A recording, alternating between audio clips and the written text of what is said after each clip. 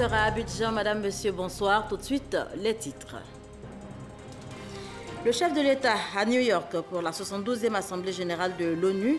Cérémonie d'ouverture prévue pour demain, mardi. Mais avant, le président Alassane Ouattara a eu un entretien avec le secrétaire général de l'ONU. Ici en Côte d'Ivoire, l'actualité est marquée entre autres par le 3e anniversaire de l'appel de Daoukro, anniversaire célébré en présence de plusieurs militants du RHDP. On en parle dans ce journal. La Guadeloupe, menacée par l'ouragan Maria, les autorités ont ordonné l'évacuation des zones à risque en Guadeloupe où l'on s'apprête à vivre une nuit particulièrement difficile. Et je vous le disais tantôt, le chef de l'État, le président Alassane Ouattara, est à New York pour la 72e Assemblée générale de l'ONU. Cérémonie d'ouverture prévue pour demain, mardi. Mais avant, le président Alassane Ouattara a eu un entretien avec le secrétaire général de l'ONU, Antonio Guterres, à Ouattara.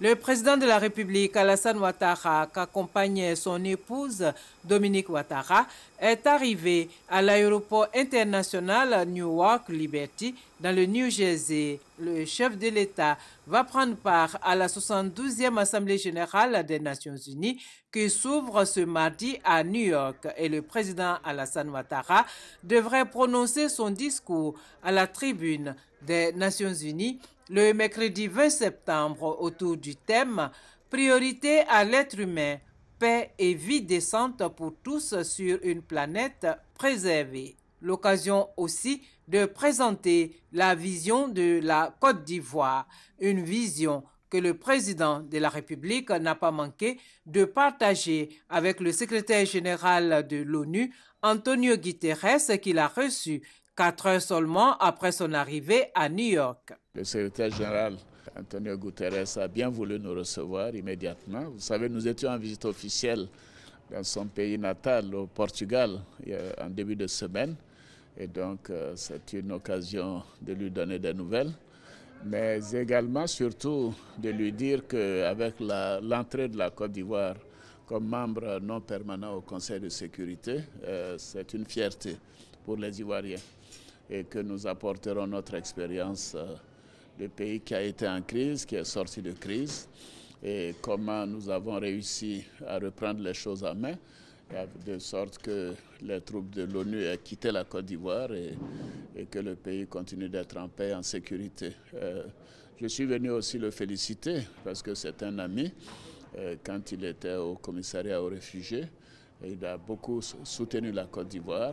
C'était une opportunité de faire un tour d'horizon sur la situation nationale, la situation régionale et lui dire qu'avec notre entrée prochaine au Conseil de sécurité, nous apporterons notre expérience et tout notre soutien. Également lui dire qu'en ce qui concerne son projet de restructuration du secrétariat général des Nations Unies, nous sommes à ses côtés. C'est un ami de la Côte d'Ivoire, c'est un ami des Ivoiriens et nous sommes venus lui témoigner de toute notre amitié. En marge de cette 72e Assemblée générale des Nations unies, le président Alassane Ouattara va participer à plusieurs rencontres de haut niveau, notamment le sommet Japon, pays africain, membre non permanent du Conseil de sécurité de l'ONU et la réunion des chefs d'État et de gouvernement de l'Union africaine. Le chef de l'État va également faire une importante communication à l'Université Columbia de New York dans le cadre du Forum des leaders mondiaux. Voilà, plusieurs rencontres de haut niveau au programme donc du président Alassane Ouattara qui, je vous le disais, est en ce moment à New York pour la 72e Assemblée générale de l'ONU. En marge de l'événement, le président de la République a participé ce lundi déjà à la 5e réunion du conseil d'administration du Centre des objectifs du développement durable en Afrique. On retrouve Awa Touré. Le président de la République, Alassane Ouattara, a pris part à ce 5e conseil d'administration aux côtés des présidents guinéens Alpha Condé, président en exercice de l'Union africaine, et rwandais Paul Kagame, co-président du Centre des objectifs de développement durable pour l'Afrique, avec l'homme d'affaires nigérian Aliko Dangote. À la suite de la signature historique lors de l'Assemblée générale des Nations unies en 2015 des objectifs du développement durable, les dirigeants africains ont décidé de la création de ce centre en vue de la promotion de la mise en œuvre des objectifs du développement durable conformément à l'agenda de l'Union africaine. Le Conseil actuel a ainsi identifié l'éducation tertiaire comme un levier qui devrait permettre aux sociétés africaines d'atteindre les objectifs du développement durable. Ouvert en 2016 à Kigali, au Rwanda, le centre veut s'appuyer sur les succès des objectifs du millénaire pour le développement en Afrique pour atteindre collectivement un avenir plus durable. Pour ces dirigeants du Centre des objectifs du développement durable pour l'Afrique, le continent devrait transformer sa croissance démographique en un véritable potentiel économique.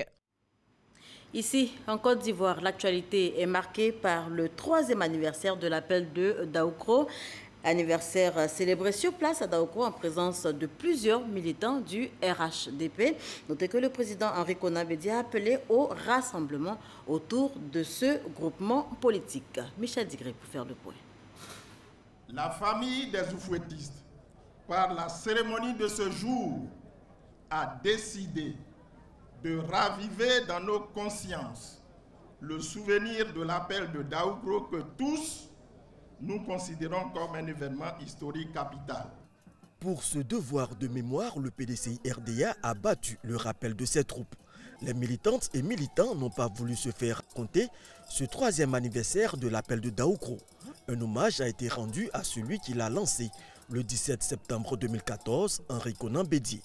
Oui, il y a 3 ans, le président Henri Konan Bédié, un homme politique averti, un visionnaire éclairé, un patriote soucieux de préserver la Côte d'Ivoire, en lui garantissant les chances de poursuivre sa marche vers le développement, a invité au rassemblement des oufouettistes et des Ivoiriens autour d'un homme, le président Alassane Ouattara. L'appel de Daoukro, dont nous célébrons le 3e anniversaire, fut, on l'a vu, un grand moment de l'histoire politique de notre pays.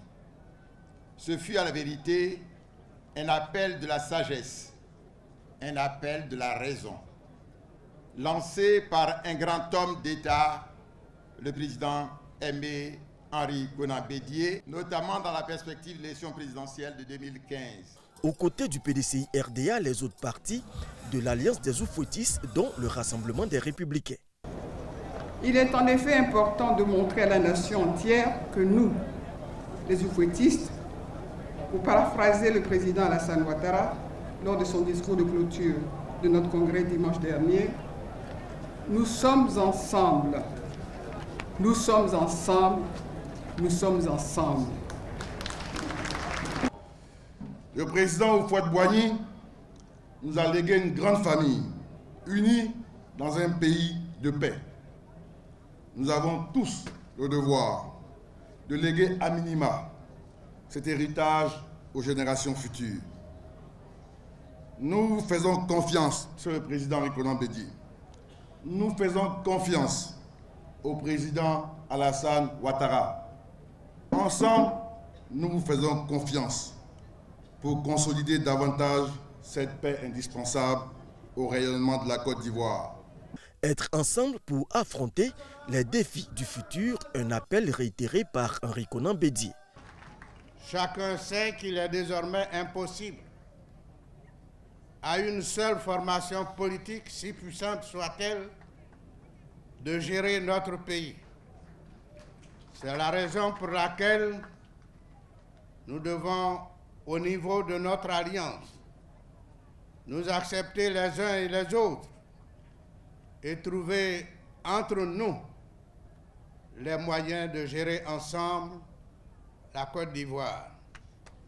Ainsi, au quotidien, nous devons apprendre à travailler à la cohésion et dans la cohésion en notre sein. Nous devons être unis et solidaires. Il nous faut pratiquer le vivre ensemble. la paix à ce prix. Allons donc au parti unifié pour la survie du RHDP et à l'Union des enfants du Fouet-Boigny. Enfin, le président du PDCI RDA a tenu à témoigner sa reconnaissance à celle qui partage depuis plusieurs décennies sa vie et l'inspire dans ses prises de décision. Madame Bédier, ma biche royale, source d'inspiration intarissable. Avec une femme de telle qualité, vous n'aurez jamais le goumen-goumen. Voilà, la fête était belle. 3e anniversaire de l'appel de Daoukro. L'événement a réuni, vous l'avez vu, plusieurs membres du Rassemblement des Oufouettistes pour la démocratie et la paix. Je vous propose d'en écouter certains. Vous avez écouté les différents intervenants qui sont tous allés dans le même sens, dans le sens de la cohésion et de l'entente au sein de la grande famille du RHDP. Parce qu'il ne sert à rien de se chamailler pour un poste à pourvoir dans 3 ans. Le président l'a dit. Et je crois que nous devons nous engager dans ce sens. C'est un discours qui appelle tous les cadres à l'union autour du président de la République pour travailler à achever, je veux dire, à consolider son travail issu du programme de gouvernement. Et ensuite, c'est un discours qui appelle à la formation donc, du parti unifié qui va servir donc, de socle à la paix et à la stabilité de notre pays. La joie est grande et cette joie nous permet de passer 3 messages. Appel de Daoukro, une force de proposition désormais pour la Côte d'Ivoire. Appel de Daoukro qui veut comme un appel à la réalisation du 2e miracle économique ivoirien avec le président Ouattara et le premier ministre Amadou Gon Coulibaly. Appel de Daoukro qui va désormais au-delà des frontières du RHDP pour toucher le cœur de tous les Ivoiriens. Je suis convaincu d'une chose, le président Henri Konan Bédié et le président Alassane Ouattara sont nos boussoles et ils vont créer les conditions pour que les enfants de Fouet-Boigny que nous sommes retrouvent le bonheur pour une Côte d'Ivoire émergente, pour une Côte d'Ivoire toujours en développement.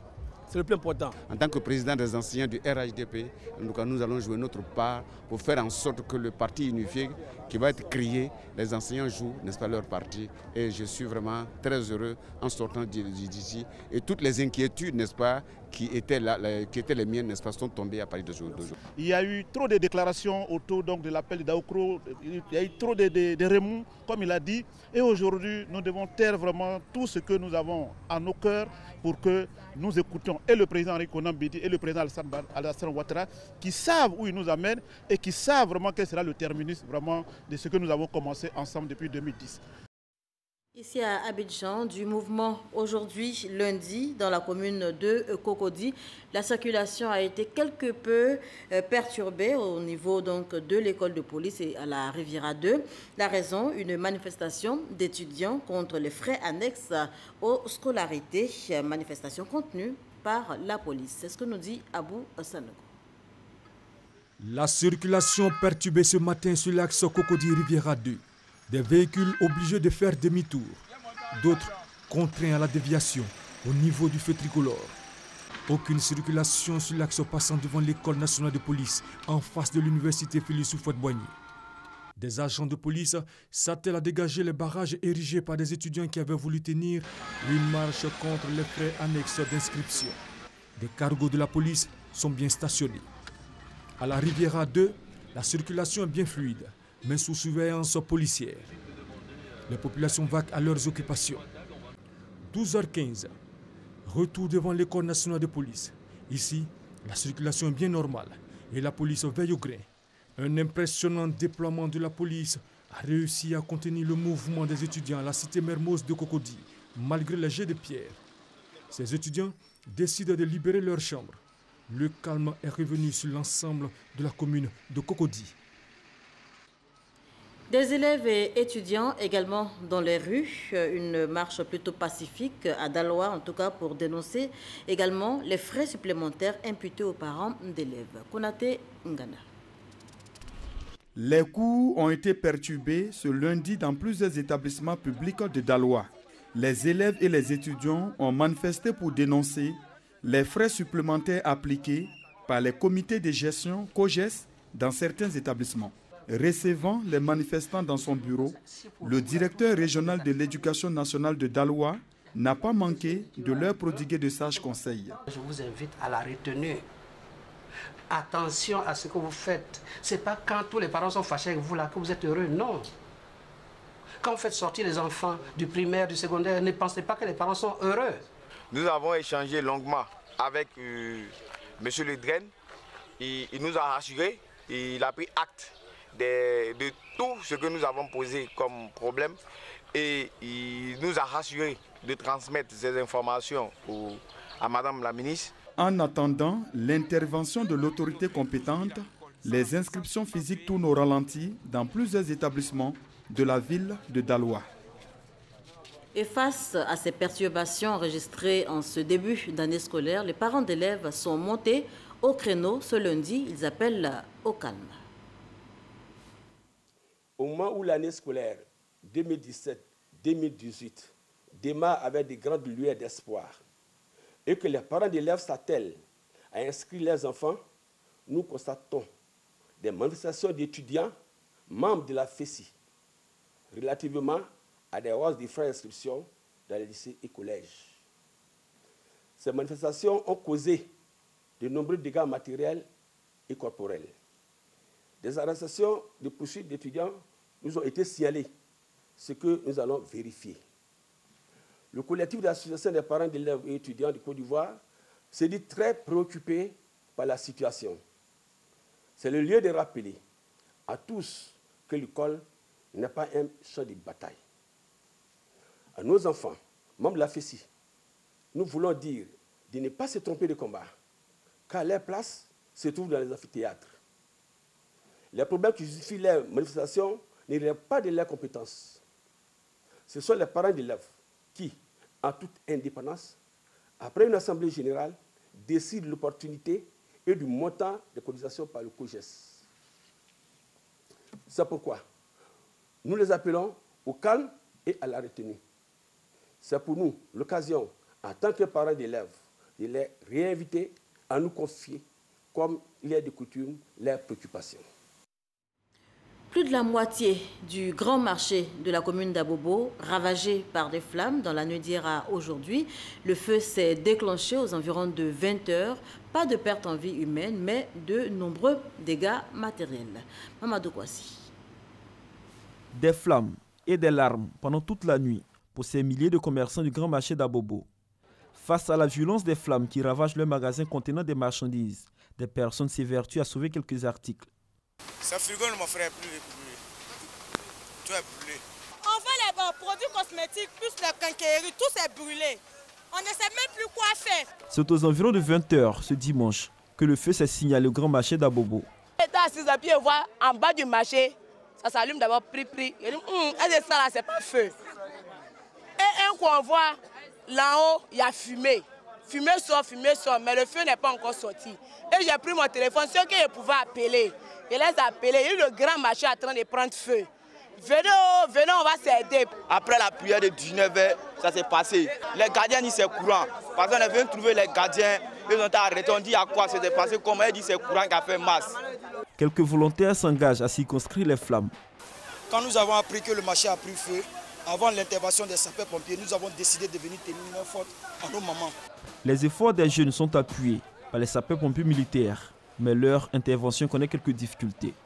L'alimentation en eau qui présente un débit assez faible, nous attendons les services d'eau pour pouvoir remonter la pression sur les poteaux. Je pense que ça va rendre notre action beaucoup plus efficace. Le commandant des opérations et ses éléments sont soutenus par les soldats de l'armée française. Là-bas, tu auras 3 journées d'incendie. Donc voilà, tu auras 3 journées d'incendie. Et pour venir à bout de ces flammes, les soldats du feu et les jeunes du quartier ont même plus de 6 heures d'horloge. On a appelé l'ambulance est venue, mais ils n'ont pas commencé à travailler. Sinon, on était là à travailler. Maintenant, les voleurs, ils ont commencé à casser les magasins pour voler les marchandises dedans. C'est la deuxième fois en moins d'1 an que le grand marché d'Abobo part en fumée. Bilan de cette intervention qui a mobilisé d'importants détachements de policiers et de sapeurs-pompiers. Quelques blessés, d'importants dégâts matériels. Selon les sapeurs-pompiers militaires, l'origine de cet incendie reste encore inconnue. Un sujet un peu plus reluisant. Ils sont 35, ils ont été jugés meilleurs dans leur domaine d'activité. 35 jeunes personnalités de l'espace francophone qui viennent d'être récompensées. C'était à la 2e édition du prix Jeunesse 35-35. Serge Koléa, Fidèle. Michel Joseph, journaliste, reporter haïtien, sacré super prix Jeunesse 35-35 2017. Il fait partie des 35 jeunes de l'espace francophone qui ont excellé dans leur domaine d'activité cette année. Être jeune, c'est un privilège.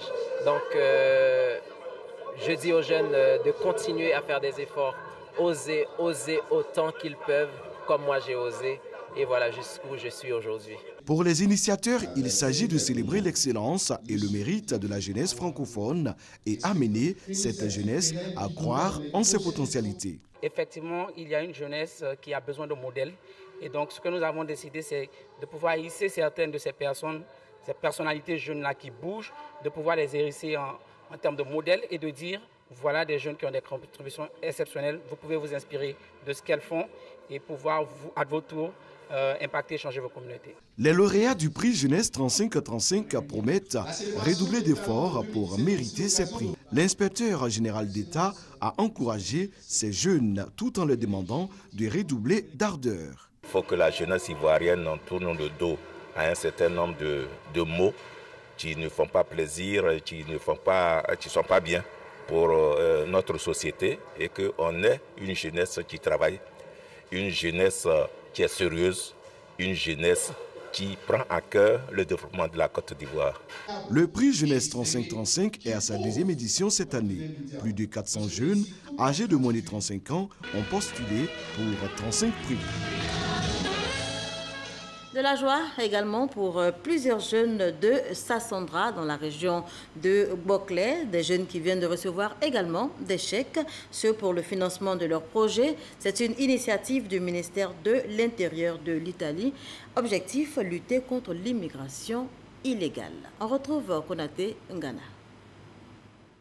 Au total, ce sont 6 850 000 francs CFA qui ont été distribués pour le financement de 23 projets des jeunes dans la région du Haut-Sassandra. Des fonds destinés à améliorer les conditions de vie des jeunes et surtout de les détourner du chemin de l'immigration clandestine. Tiziana Moreto, chef du projet, a encouragé les bénéficiaires à faire bon usage des fonds mis à leur disposition et surtout à rembourser promptement afin que d'autres jeunes puissent en bénéficier.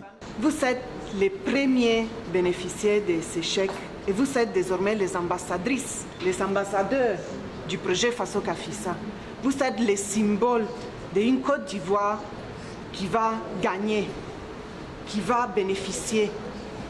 Donc, je vous demande effectivement de bien vouloir utiliser ces chèques et de bien mener vos activités économiques. Les bénéficiaires ont tenu à remercier l'ONG Fasoka Fissa avant de s'engager à rembourser les fonds qui leur ont été octroyés. Nous promettons de pouvoir utiliser cet argent pour pouvoir vraiment mener à bien nos projets et pour pouvoir vraiment rembourser afin que d'autres personnes aussi en bénéficient. Le montant alloué aux bénéficiaires est compris entre 150 000 et 1 500 000 francs CFA selon la grandeur du projet. Ces sommes constituent des prêts que les bénéficiaires doivent rembourser afin de permettre à d'autres jeunes d'en profiter. Des bâtiments éco-énergétiques pour faire face aux besoins en énergie, mais également en logement. Un séminaire se tient ici même à Abidjan autour de la question. Plusieurs experts africains, européens et également américains prennent part à ce séminaire. C'est ce que nous dit Francis Boifo. Face à la forte croissance démographique, conséquence des besoins en logement et en ressources énergétiques dans plusieurs pays africains, les experts de la Banque mondiale proposent des bâtiments éco-énergétiques. c'est-à-dire des logements construits à partir de technologies nouvelles et qui réduisent considérablement l'utilisation d'énergie dans le bâtiment. Le secteur absorbe 50% de la consommation mondiale d'énergie. Nous, en France, dans l'île de la Réunion, on a réalisé des logements sociaux totalement bioclimatiques où il faut bon vivre avec une température agréable sans aucun système de climatisation. Il y a même un amphithéâtre à l'université de la Réunion qui n'est pas du tout climatisé et qui est très agréable à vivre. Mais, préviennent les experts, cette nouvelle approche de construction doit tenir compte des réalités de chaque pays. En Côte d'Ivoire, le ministère de la Construction, du Logement, de l'Assainissement et de l'Urbanisme privilégie l'efficacité énergétique pour la construction des logements sociaux et économiques.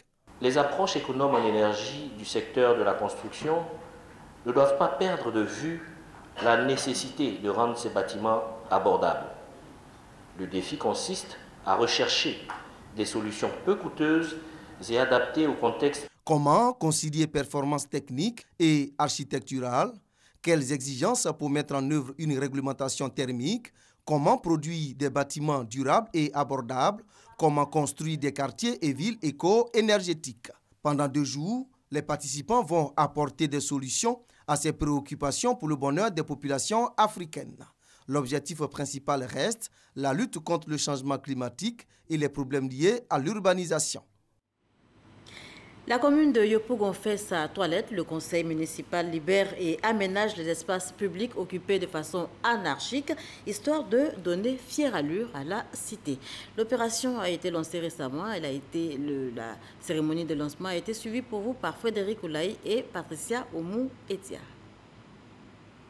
Yopougon veut retrouver sa beauté d'antan. Le conseil municipal ambitionne de faire de Yopougon une commune moderne qui offre aux jeunes des opportunités économiques et l'espoir d'une vie épanouie. Mais la création d'une cité où il fait bon vivre et qui offre confort et sécurité à tous exige des dispositions pour lutter contre le désordre urbain, les installations et occupations anarchiques du domaine public, les nuisances sonores. Les grands axes à libérer sont le quartier Nyangon à Nanuret, la voie Gare-Sable et le rond-point du CHU, le carrefour Saint-Pierre et Azito, le carrefour Maroc et bien sûr la rue Princesse. Les bruits sonores de bacs climatisés, de maquis, on ne dort pas. Donc vraiment le maire, je crois qu'il vient de toucher la plaie des habitants de Yopougon. Impossible de rentrer dans le marché. Je voudrais que le maire prenne l'initiative de mettre toutes ces personnes-là dans le marché. Bien accueilli par les populations, la nouvelle ne réjouit pas les commerçants. Moi, je me dis que chacun se cherche. Oui, je ne peux pas pointer du doigt quelqu'un. Mais déjà, je pense que si l'État de Côte d'Ivoire essaie de trouver des places pour ces gens-là, je pense que tout allait mieux s'arranger. Ah, mais ils n'ont pas un coin pour nous mettre là-bas. Sinon, vraiment, on ne sait pas où aller. Ça va s'en nourrir les enfants, ça va s'en faire tout. C'est compte tenu de la situation que nous nous installons sur un domaine public.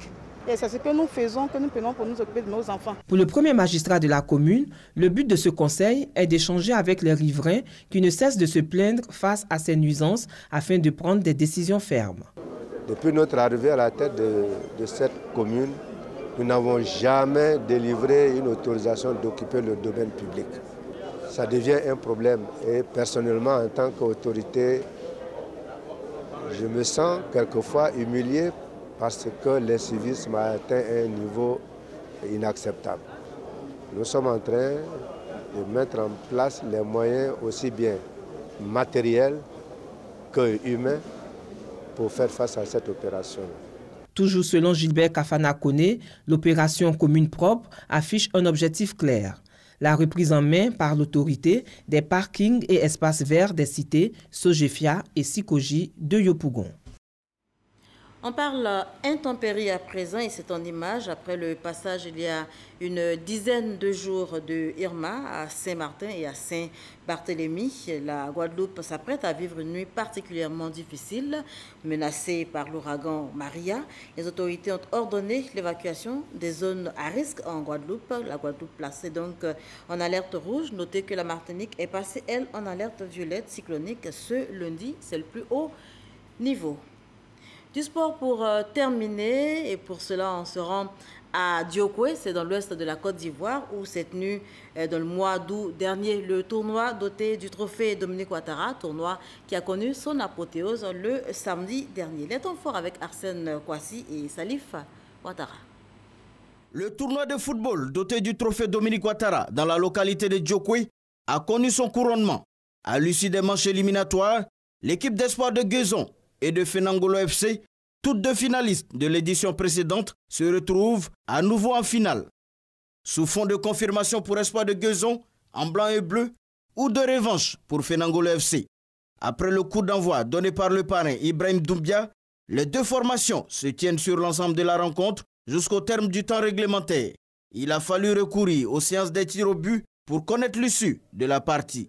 L'équipe de Fenangolo, plus chanceuse, l'emporte par 3 tirs à 1 et détrône espoir de Guezon. Au nom d'une personnalité, Dominique Ouattara, nous sommes heureux de venir réunir toute la jeunesse de Diokwe.